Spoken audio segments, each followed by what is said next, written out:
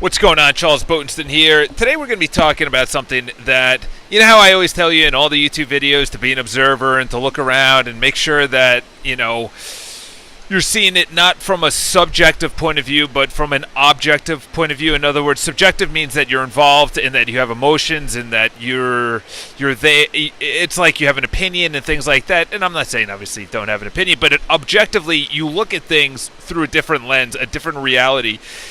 And that's kind of how I was. Like, a perfect example is you get on an elevator and someone starts bitching about the weather and you get involved in the conversation. That means you are now, and you actually feel for them and you agree with them and everything else. That means that you're subjectively in their reality, or you're subjectively feeling what they're feeling, which is negativity towards the weather.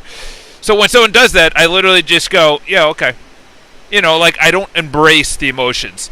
Same thing happened on the elevator this morning. This guy gets on, a guy and girl gets on. They clearly work together. They're talking about work and everything else. And were already into the conversation. They were waiting for the elevator already into the conversation. And he gives one of the worst pieces of advice for the entire, we stopped up probably 4 or 5 floors. It was probably almost a minute and a half of me listening to him. Probably the worst pieces of advice I have ever heard in my life. And it was just continuous, I'm like, dude, what? So the woman was talking about how it seemed like she was unhappy at her job. She wasn't getting enough work or enough clients, or she was bored. I think that's what she was bored and things like that. It wasn't, she wasn't being treated improperly or anything like that. But the guy goes, that's what it's like in academia. He goes, just stay in your job for another year, and then you can move on, but don't bring any more work on. Don't go out and actively seek work. Don't actively try and I'm sitting there. I literally was 2 seconds away from actually giving my own piece of advice to the girl and being like, this guy is an idiot.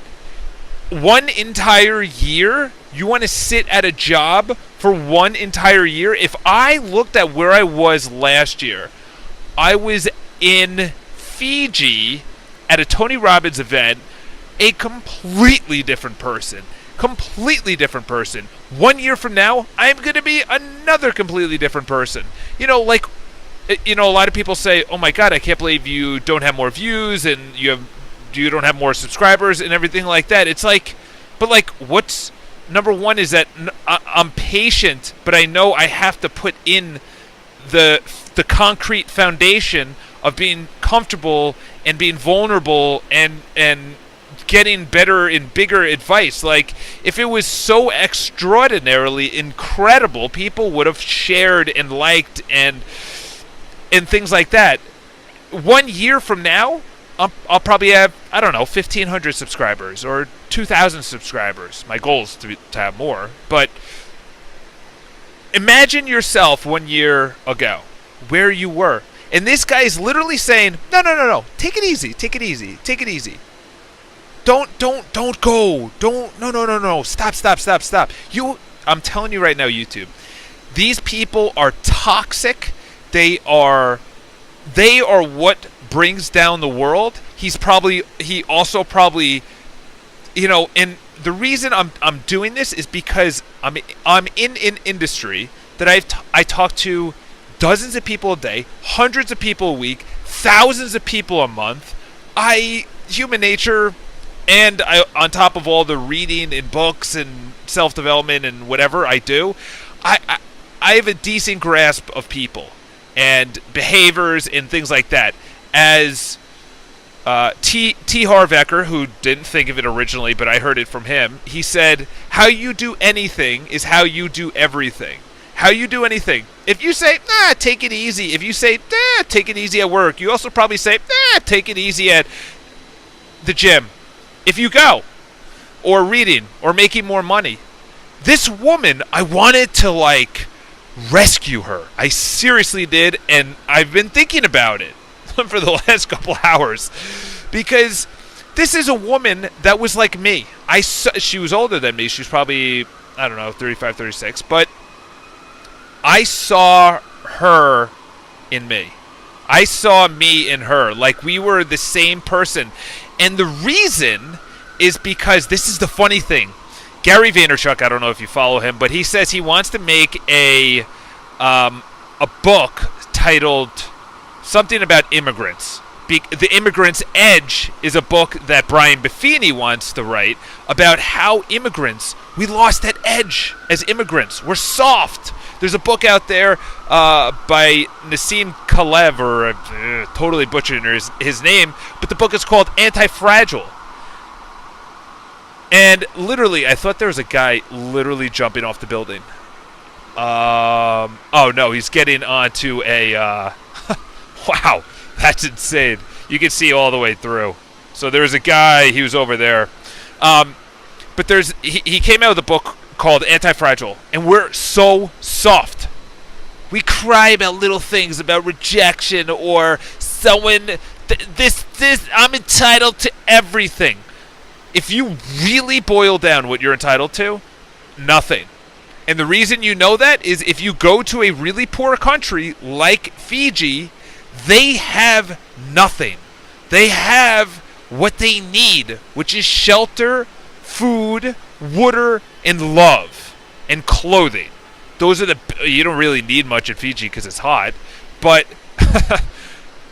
they literally were the happiest people. The happiest people. You get off the airplane, and I know this has nothing to do with the worst piece of advice, but it will eventually come back around. You get off the airplane, they go, "Bula Bula!" And you're like, "Oh, hey, how's it going? Wow, okay, what is Bula Bula?" And they're like, "Welcome to our country, welcome to our islands." And you literally walk around, and everyone is happy. Everyone is happy. They have 1/1000th, 1/100th millionth of what we have in America. The conveniences that we take for granted, it's really, truly sickening. The conveniences and the technology and the healthcare and we went to a church. It was literally, they had one Bible that everyone had to put in money to buy. And it was made, the roof was made of tin, and there was no sides. It was just 4 pieces of wood holding it up. Then we drove by the school, and I'm like, and they share books. It's one classroom. Like, in America, they're like, the kids need more money. Education needs more money. Okay, so that means you're telling me that each pupil, even though each pupil's, I think, like $30-something thousand, or it could be more per pupil to educate them through the school system. $30,000 isn't enough. I think you just need books. We did pretty well back in the day when you talk about J.P. Morgan and Ford and Cornelius Vanderbilt. We need more money in the school system. The kids' pencils are not good enough. Look at the average school system. They have the internet and AC. And I'm not talking about inner city schools, because if you compared that with Fiji, it would be like Harvard. Okay? And the reason I'm getting so fired up is because people like this guy on the elevator, I almost said the subway because I'm so used to taking it, on the elevator are the people that would also say, we need more something. And then when we get that, we need faster internet. We need faster computers. No, you need people that are hungry. Like this woman who you're telling to say, calm down. No, she should want to make as much as she can, to go as far as she can, to live the life that she wants, to get as high in her job hierarchy or start her own company. Like, and the reason I brought up is an immigrant, because she was an immigrant. She's probably she seemed like Eastern European. But I'm like, this guy is potentially your neighbor or your friend or your parents or your teacher or your colleague. You have to watch out for these people. You have to weed them out of your life. That's what I did. And now, I don't give a shit. I don't. I read as much as I can. I go as far as I want to can. As far, my vision, my my health, my body, my mindset. I don't care anymore. But it's taken me 10 years. That's the difference. And this woman is about to sacrifice 10% of that to potentially stay at a job she doesn't like.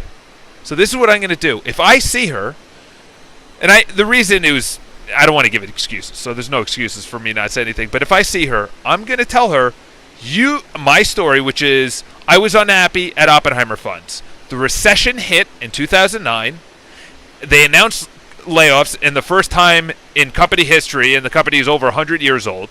First time we're announcing layoffs, and I literally volunteered to be laid off in the middle of a recession. And I'm not saying I'm a freaking hero. I'm just saying I took a risk. I took a chance. And I'm taking risks and chance all the time. And listen, one of the biggest things is I have insecurities. I'm late. I'm mad. But you have to live more on one side than the other. That's the biggest part. And what you need to do is weed out the people like this guy that are just absolutely toxic, telling you to slow down, to calm down, to not do something because of his insecurities on the amount of money he's making or wants to make or do, or the ambitions that he has that he's not doing. This woman has ambitions and she wants to do it, and this guy's saying slow down. So that's my rant. That's my video, and I'm going to stand by it. I'm in such a good mood. I'm ready to film another one. So have an awesome day. Subscribe to the videos. Hope you get pumped up. And obviously, last but not least, share if you want to share. Follow me on Instagram. Talk to you guys soon.